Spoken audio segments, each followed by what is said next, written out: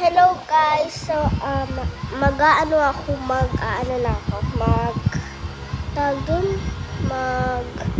Tagalog na ako ngayon. Nasasawa na ako sa English.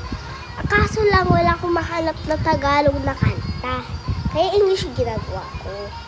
Tagalog naman ako Tagalog. Nag-i-English ako para maintindihan nyo. Ha? Kapag mga Amerikano, kaya nanonood nito.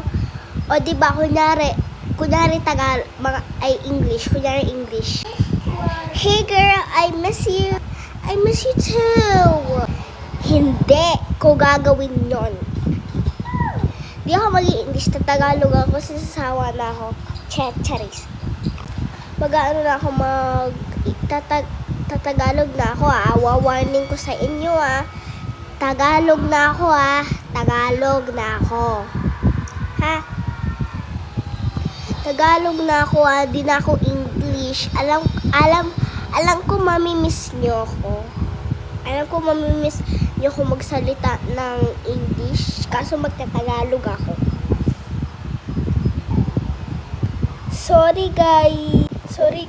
Okay, yun lang.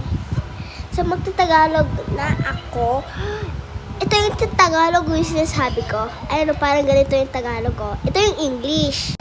Hi, I miss you, bestie. Hi, I miss you too. Ito naman yung Tagalog. Hi, besh. Na-miss na kita. Ang tagal na natin hindi nakakita. Oo nga, saan ka ba gagaling? Na-miss na din kita.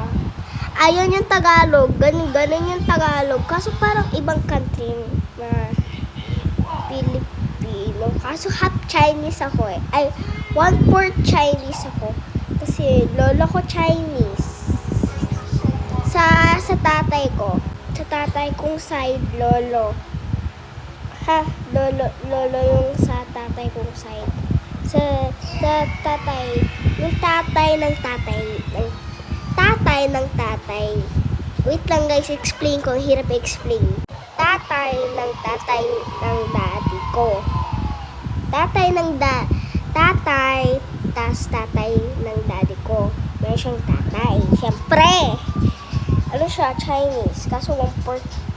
Kaya ako 1/4. Bye guys!